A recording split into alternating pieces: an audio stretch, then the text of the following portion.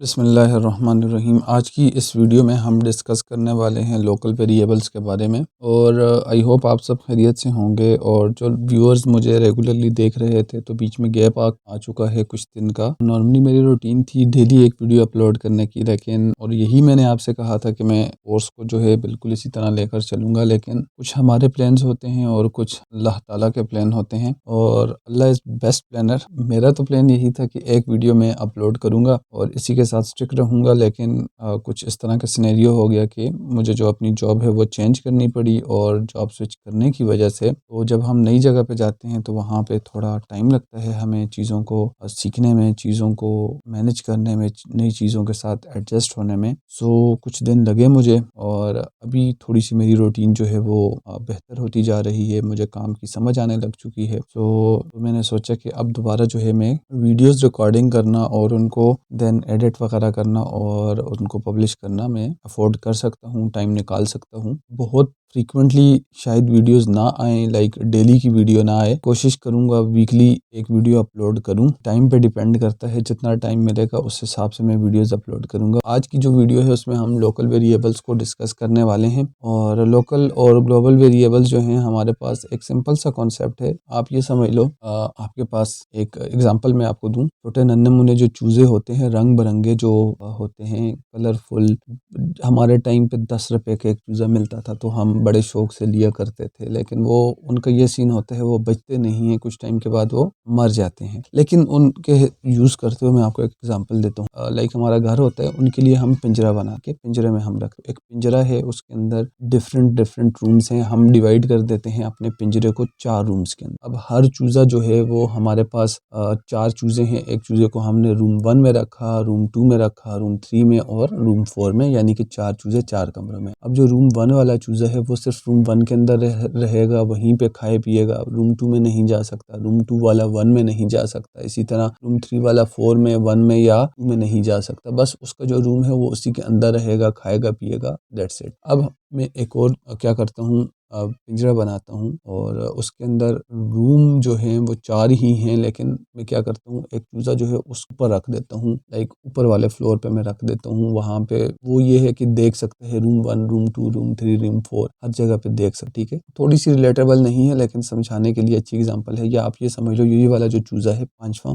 जो मैंने लाया, ये रूम 1 में भी जा सकता है, 2 में, 3 में, 4 में, जहाँ जाना चाहे जा सकता है और वो ऊपर वापस भी आ सकता, जो मेन रूम है। ठीक है, इसी एग्जांपल को हम वेरिएबल्स पे अप्लाई करें तो हमारे पास वेरिएबल्स क्या होते हैं, हमारे डेटाबेस को स्टोर करवाने के लिए यूज़ होते हैं। और हम जो वेरिएबल्स अभी तक बना रहे थे वो हम किसी फंक्शन के अंदर डिफाइन करते हैं, डिक्लेयर करते हैं, डिफाइन करते हैं, इनिशियलाइज करते हैं, और वो सिर्फ उसी फंक्शन के अंदर एक्सेसिबल हो। वो चूज़ा सिर्फ उसी फंक्शन के अंदर, उसी रूम के अंदर रह सकता है, खा पी सकता है, उस रूम से बाहर नहीं जा सकता। लाइक यहाँ पे अगर मैं ऐड फंक्शन के अंदर एक वेरिएबल बनाऊँ, मैं कहता हूँ variable num1 is equal to 5। अब ये हमारा पहला चूज़ा है जो सिर्फ ऐड फंक्शन के अंदर ही रहेगा, इससे बाहर नहीं जा सकता। यानी कि फंक्शन का हमने देखा था ना, कोड ऑफ ब्लॉक हम कहते हैं, यहाँ से लेकर यहाँ तक इस कोड ब्लॉक के अंदर ही रहेगा। ये वाला चूज़ा जो है हमारा यहाँ से बाहर नहीं जा सकता। अगर मैं आपको समझाऊँ, मैं यहाँ पे लिखूँ num1 इज इक्वल टू 8, आप देखें कंपाइलर कंप्लेन कर रहा है भाई num1 क्या चीज़ है। अब मैं एक वेरिएबल यहाँ पे बनाता हूँ num2 के नाम से,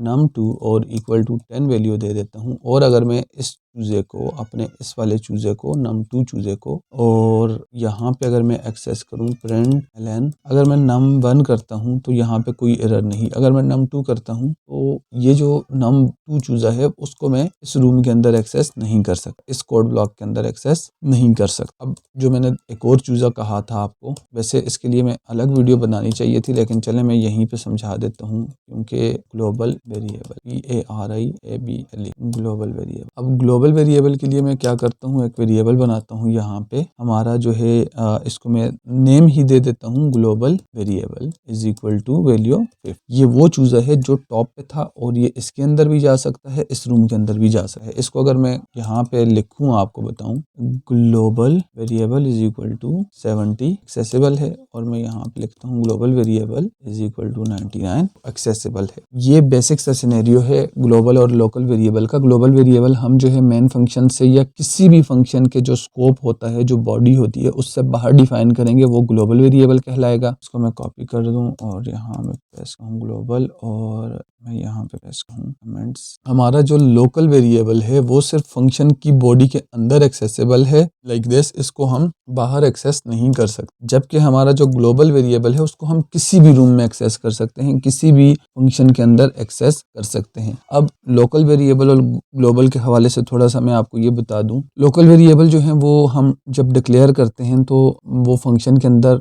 रहते हैं, फंक्शन की बॉडी के अंदर रहते हैं, और जब तक वो फंक्शन हमारा वर्क कर रहा है तो वो वेरिएबल रैम के अंदर बना रहेगा। और जैसे ही फंक्शन हमारा जो है वो उसकी एग्जीक्यूशन ख़त्म होगी तो हमारा वेरिएबल जो है वो रैम से डिस्ट्रॉय हो जाएगा। तो मेमोरी को अच्छे तरीके से एफिशिएंटली जो है मैनेज किया जा रहा होता है यूजिंग लोकल वेरिएबल्स। और जबकि ग्लोबल की हम बात करें तो ये वेरिएबल हमारा इनिशली बन जाएगा, और जब तक हमारा मेन फंक्शन जो है मेन फंक्शन टर्मिनेट नहीं होगा, एंड नहीं होगा हमारा प्रोग्राम, तो ये रैम के अंदर स्पेस जो है रिजर्व रखेगा। हमारे लोकल वेरिएबल का जो स्कोप है वो लिमिटेड रहता है, स्कोप लिमिटेड रहता है फंक्शन के अंदर। लाइक num1 का स्कोप सिर्फ ये है कि वो इस फंक्शन के अंदर एक्सेसिबल है, इसका स्कोप लिमिटेड है ऐड फंक्शन के अंदर। num2 वेरिएबल का स्कोप लिमिटेड है मेन फंक्शन तक, जबकि ग्लोबल वेरिएबल का जो स्कोप है वो ऑल ओवर एक्सेसिबल है। हम मेन फंक्शन के अंदर भी एक्सेस कर सकते हैं, ऐड के अंदर भी हम एक्सेस कर रहे हैं। इसके अलावा अगर हमारा कोई और फंक्शन होता तो उसके अंदर भी हम इसको एक्सेस कर सकते। ठीक है, यही चंद कुछ चीज़ें थी लोकल और ग्लोबल वेरिएबल के हवाले से, और इसको आई होप आपको समझ आ चुकी होगी। तो सच इसमें अब और कुछ बताने को है नहीं, बस सिंपल यही है कि लोकल जो है आपके फंक्शन के अंदर एक्सेसिबल है, ग्लोबल जो है वो आप डिफाइन करते हो, जो है इनिशियलाइज करते हो, डिक्लेयर करते हो अपने मेन फंक्शन से पहले, और थ्रू आउट द प्रोग्राम आपके जितने भी फंक्शन है सबके अंदर आप एक्सेस कर सकते हो, उसको प्रिंट करवा सकते हो, कुछ भी आप उसके साथ करना चाहो कर सकते हो। जबकि लोकल वेरिएबल जो है वो हम नॉर्मली फंक्शन के अंदर बनाते हैं किसी के अंदर, और हमने जैसे हम प्रीवियसली ऐड का फंक्शन, सब्ट्रैक्ट का फंक्शन बना रहे थे, उसके अंदर कैलकुलेशंस कर रहे थे, वेरिएबल कैलकुलेट करके हमें रिजल्ट जो है रिटर्न कर देता था, हम प्रिंट करवा लेते थे। आई होप आज की जो वीडियो है आपको पसंद आई होगी। तो मिलते हैं नेक्स्ट वीडियो में, तब तक के लिए अल्लाह हाफिज़।